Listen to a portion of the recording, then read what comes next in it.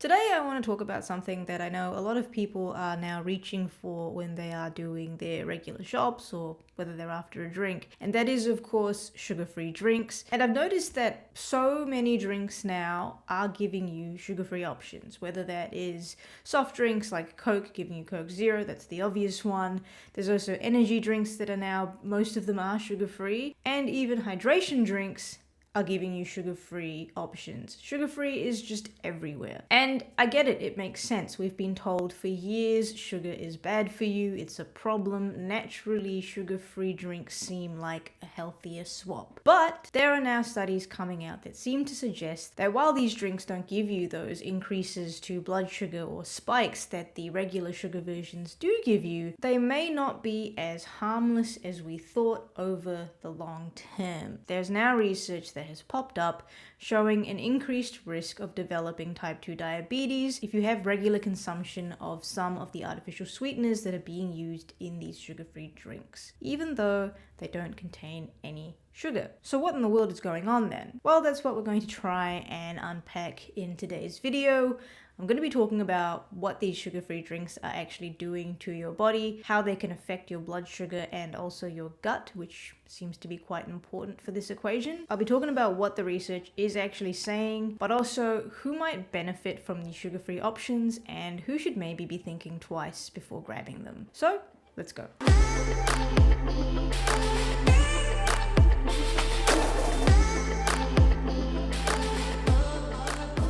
So for decades now, the logic around sugar-free drinks made a lot of sense. Sugar can increase your blood sugar, it can cause blood sugar spikes. Artificial sweeteners allow products to not contain any sugar, so no sugar means no blood sugar spike, right? That part is true, especially in the short term. If you were to test your blood sugar after having a sugar-free drink versus something like a regular sugar Coke, then you would see your blood sugar increase and spike after the regular sugar version, whereas the sugar-free version, you wouldn't see a lot happening to your blood sugar. And that's why for years, many health organizations have recommended sugar-free drinks as the better alternative because they don't increase blood sugar levels as much as the sugar versions, and they contain fewer calories. And this calorie point is actually extremely important when it comes to sugar-free. If you were to compare a can of Coke versus Coke Zero, the calorie content between the two is hugely different because the regular Coke,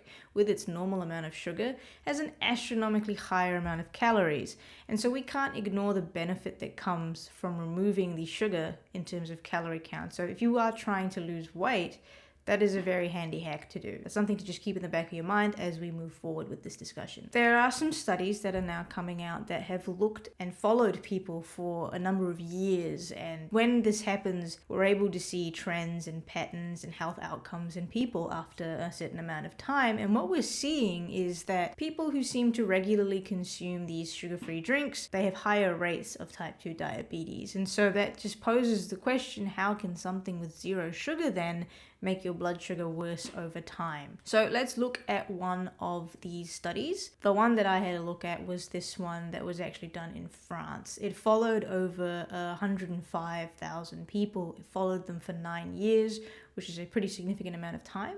It tracked their diet, their health outcomes, so that means what they ended up developing over the years.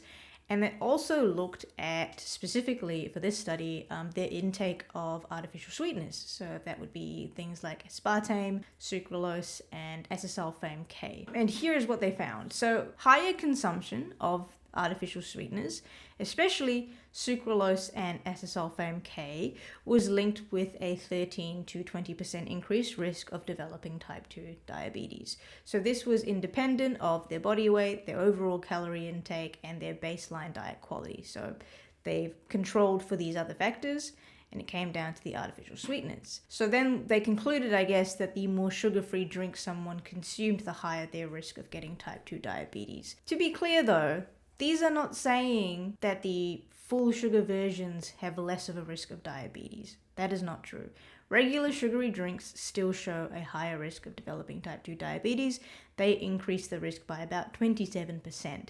But I think what's surprising a lot of people is the fact that the artificially sweetened drinks are still increasing risk. Whereas I think many people thought that it would be a null zero risk. Now, these studies don't explain why this might be happening. It is an observation, and we're just seeing that this tends to be the trend here. But it does tell us that something seems to be going on. These artificial sweeteners are doing something in the body that are leading to this risk. Why does having artificial sweeteners then lead to your blood sugar potentially rising later down the track? One of the reasons could be to do with the gut microbiome, which is of course the community of bacteria that live in your digestive tract. What might be happening is that these artificial sweeteners could potentially alter the gut microbiome in a way that makes it so your body becomes worse at handling sugar. Some research has been done looking at what's happening in your gut when you consume artificial sweeteners, and what was found was decreased diversity in the gut microbiome when you have these artificial sweeteners. So what that means is that you have less species of good bacteria in your gut, and you end up having increased amounts of species of bacteria that aren't great for your metabolic health overall. And as a result, these gut problems led to glucose intolerance, which means blood sugar increases. So the theory and the link there is that these artificial sweeteners are impacting the gut bacteria, leading to an environment that doesn't handle blood sugar well. That leads to blood sugar increases. And this was tested out in a few ways. What they did is they got the gut bacteria of the people who had the artificial sweeteners and then the blood sugar problems that resulted from that. They transplanted that gut bacteria into mice, and these mice then also developed blood sugar issues. So they had the same gut profile and they developed the blood sugar issues. So there's a link there between what's happening with the gut microbiome and then blood sugar issues. Another thing the researchers did was they gave antibiotics to these people to then clear your gut bacteria, which is what can happen when you have antibiotics. And then as a result, these people that were experiencing the blood sugar issues, they subsided, which again tells us that something was going on in the gut to cause these blood sugar issues after having the artificial sweeteners. So what I'm thinking is that these artificial sweeteners aren't directly impacting on people's blood sugar levels. Instead, they may be changing the environment within our guts, which then alters how well you can handle blood sugar. Because we're finding out more and more now that the types of bacteria living inside our gut are having a very large impact on our health.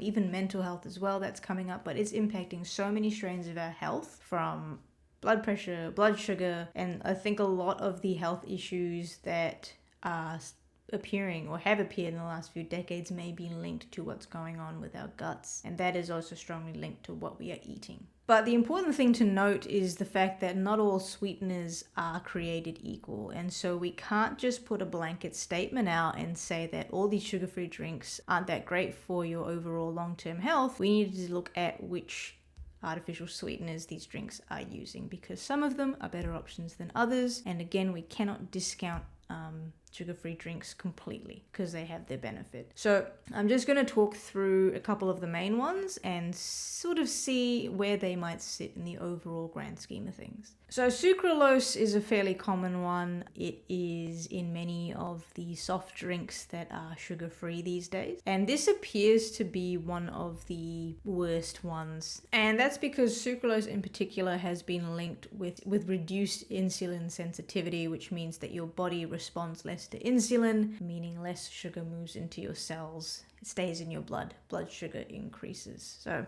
that's not great. Aspartame is one that gets a lot of attention as well. That's in Diet Coke. It's also found in a few other sugar-free drinks. This one breaks down into phenylalanine, which is an amino acid, and phenylalanine in particular can block insulin receptors, which means that it, again, decreases how well insulin works in the body, which leads to blood sugar increases. Now, stevia is a very interesting type of artificial sweetener. It may actually have a few benefits, especially when compared to the other types. It could improve insulin sensitivity, meaning that it improves how well your body responds to insulin. And it also has shown some beneficial effects to your gut bacteria in some studies, which is the opposite of the problem that we seem to be seeing with artificial sweeteners. Some early research is also showing that stevia could activate different neural pathways, and it might not trigger the same sugar cravings or appetite changes seen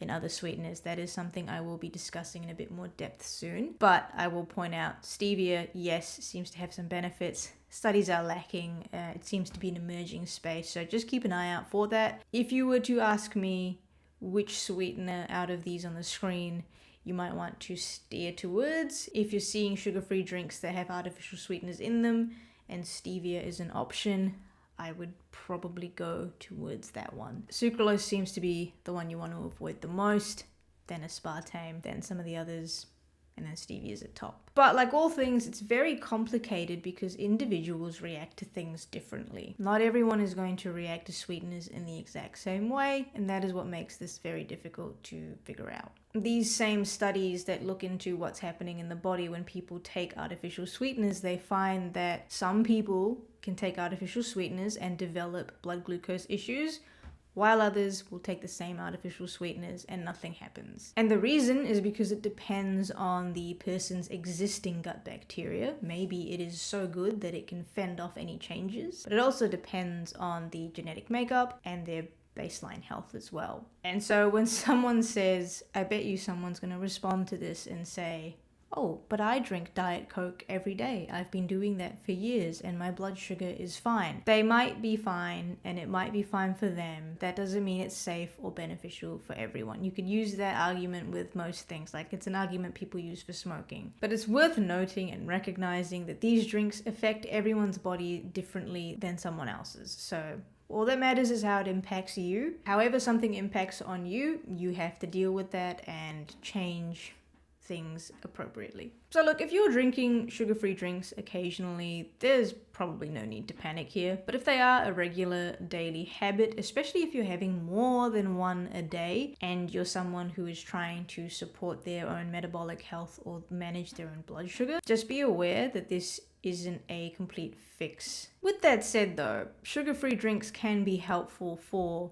certain people in specific situations. So if you are currently consuming multiple regular sugar versions of drinks a day, then switching to the sugar-free option is going to be a meaningful first step to reduce your added sugar intake.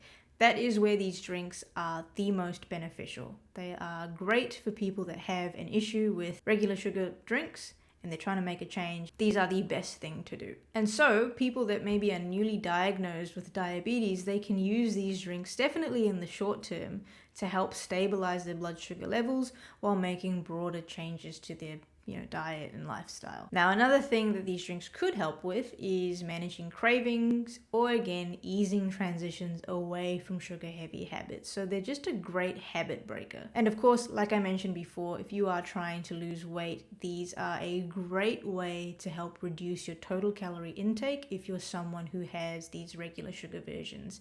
They tend to be high calorie. So if you switch to the sugar free, you're cutting out a huge amount of caloric intake just by making this one change. But one thing I have noticed is that there is some talk and also evidence of the fact that some of these artificial sweeteners like sucralose and aspartame in particular, they can actually trigger cravings for sweet foods. So this is because when you have a drink with an artificial sweetener, your brain is expecting a caloric reward for that. What I'm trying to say is you consume a drink that is sugar-free, but it tastes like a drink that is full sugar, and your brain then expects that sugar amount to come into the body. But of course, it's sugar-free, it's used artificial sweeteners instead, and those calories, they never arrive. And so that potentially leads to your brain then turning this into cravings, driving your appetite, and it could lead to overeating later.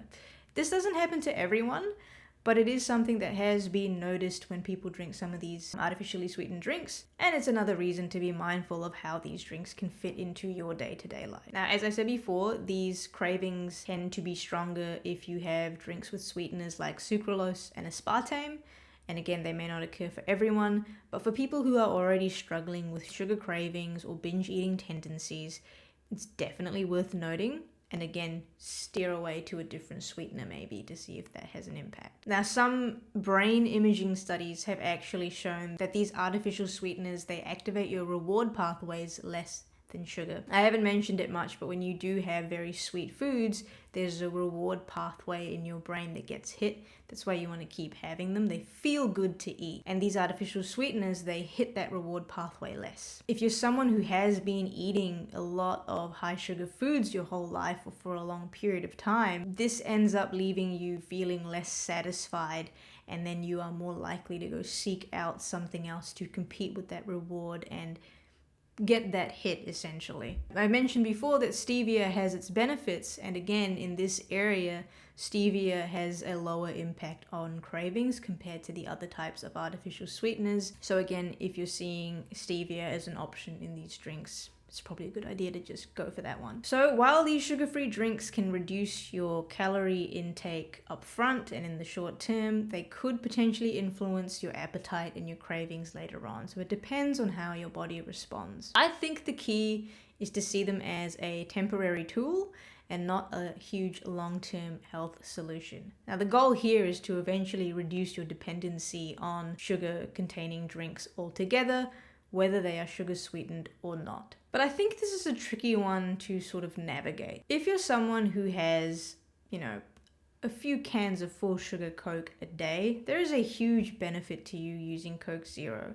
And even if you had that Coke Zero for the rest of your life, I think you would still be better off than having the full sugar Coke for the rest of your life. So I think everyone's on their own little journey on making changes for their health. I think if this is going to make your life easier, change to sugar-free. And if you can't just stop drinking them altogether, so be it. I don't believe in cutting out things completely. I think some people get a little bit of enjoyment of having these drinks. And so I don't really see the point in having none of them whatsoever. Me personally, I don't drink soft drink excessively because of that. At the moment, I am still young, I might have to make the change later. But at the moment, I don't go for the sugar-free options of soft drinks. I just have the whole one because it tastes great and it doesn't seem to be impacting my health in a negative way yet. But when the time comes, I might have to make the change. So I guess I'm just trying to say that everyone has their own unique situation. You need to make the decision that's best for yourself. Whatever's going to make your life easier, benefit your health, I'm not sure. But I just wanted to put this video out because sugar-free seems to be the craze at the moment, and wellness drinks are appearing left, right, and center. Hydration drinks are appearing everywhere, and everyone is now using this sugar-free label as just the standard. Sugar-free does not mean zero risk. There is still the risk of your blood sugar getting impacted in the long term. They are not just 100% healthy for you just because they have no sugar. That's all I was trying to do, just inform, but it is a complicated topic overall. I would love to hear your thoughts. What do you think about this whole sugar-free craze that we're seeing? Do you believe it's beneficial? Are you going for these sugar-free drinks instead? Let me know in the comments. If you have any questions, again, please let me know. I'll do my best to answer them, but I will see you in the next video, and until then, keep playing the long game.